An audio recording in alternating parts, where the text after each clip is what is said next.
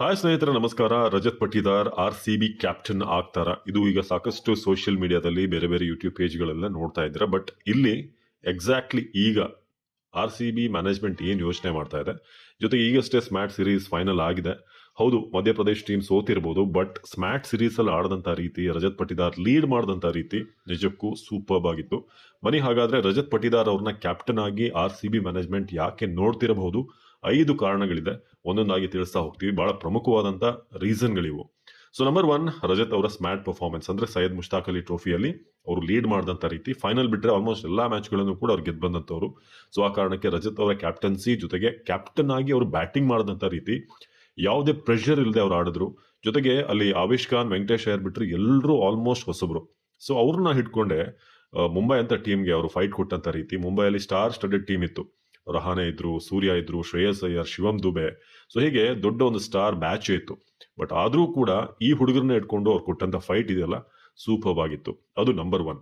ಎರಡನೇದಾಗಿ, ಯಂಗ್ಸ್ಟರ್ ಆಗಿ ಗ್ರೂಮ್ ಮಾಡ್ಬೋದು RCBಗೆ.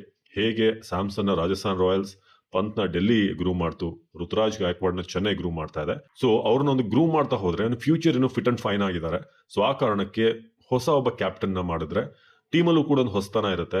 ಜೊತೆಗೆ ನಾವು ಇದುವರೆಗೆ ಏನೇನು ಪ್ರಯತ್ನ ಪಟ್ಟಿದ್ದೀವಿ, ಎಕ್ಸ್ಪೀರಿಯನ್ಸ್ ಕ್ಯಾಪ್ಟನ್ ಎಲ್ಲರೂ ಕೂಡ, ಕೊಹ್ಲಿ ಇರ್ಬೋದು, ಡುಪ್ಲೆಸ್ ಇರ್ಬೋದು, so Vettori, Kumble, Dravid, Pietersen ಎಲ್ಲರೂ ಕೂಡ ಲೀಡ್ ಮಾಡಿದಂಥವ್ರು ಆಲ್ಮೋಸ್ಟ್ ಎಕ್ಸ್ಪೀರಿಯನ್ಸ್ ಪ್ಲೇಯರ್.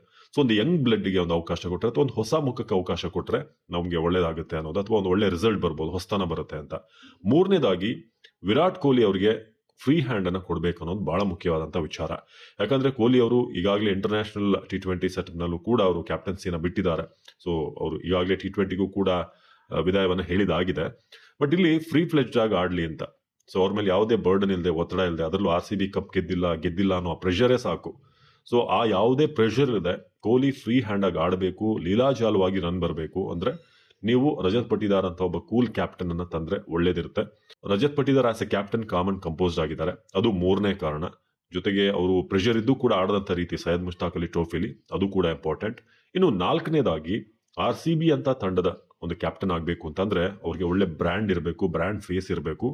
ನಿಮ್ಗೆ ಗೊತ್ತಿದೆ ರಜತ್ ಪಟಿದಾರ್ ಎಷ್ಟು ಮಟ್ಟಿಗೆ ಅಂತಂದ್ರೆ ಅವರ ಬ್ರ್ಯಾಂಡ್ ವ್ಯಾಲ್ಯೂ ಚೆನ್ನಾಗಿದೆ. ಅವ್ರನ್ನ ಫಾಲೋ ಮಾಡ್ತಾರೆ ಜನ, RCB ಫ್ಯಾನ್ಸ್ಗಂತೂ ತುಂಬಾ ಇಷ್ಟ. ಸೊ ರಜತ್ ಪಟಿದಾರ್ಗೆ ಫಾಲೋಯಿಂಗ್ ಕೂಡ ಇರೋದ್ರಿಂದ ಬ್ರ್ಯಾಂಡ್ ವಿಚಾರದಲ್ಲೂ ಕೂಡ ಏನೂ ತೊಂದರೆ ಆಗಲ್ಲ. ಇನ್ನು ಕೊನೆಯದಾಗಿ, ಎಲ್ಲಾ ಪ್ಲೇಯರ್ಸ್ ಜೊತೆಗೆ ರಜತ್ ಪಟಿದಾರ್ ಅವರ ಬಾಂಡಿಂಗ್ ಚೆನ್ನಾಗಿದೆ. ಸೊ ಪ್ರತಿಯೊಬ್ರು, ಈಗಲೂ ನಾವು ಸೈಯದ್ ಮುಷ್ತಾಕ್ ಅಲಿ ಟ್ರೋಫಿ ನೋಡ್ತಾ ಇದ್ವಿ.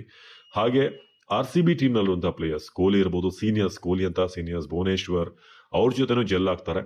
ಜೊತೆಗೆ ಅವರ ಏಜ್ ನ ಪ್ಲೇಯರ್ಗಳು ಅವ್ರ ಜೊತೆ ಕೂಡ, ಯಂಗ್ಸ್ಟರ್ಸ್ಗೂ ಕೂಡ ಅವರು, ಈಗ ಚಿಕಾರ ಅಂತ ಪ್ಲೇಯರ್ಗಳಿದ್ದಾರೆ, ರಶೀಕ್ದಾರ್ ಸಲಾಂ ಅಂತ ಪ್ಲೇಯರ್ಸ್, ಸೊ ಅವ್ರ ಜೊತೆ ಕೂಡ ಅವರು ಜೆಲ್ ಆಗುವಂತ ಒಂದು ಕ್ಯಾರೆಕ್ಟರ್.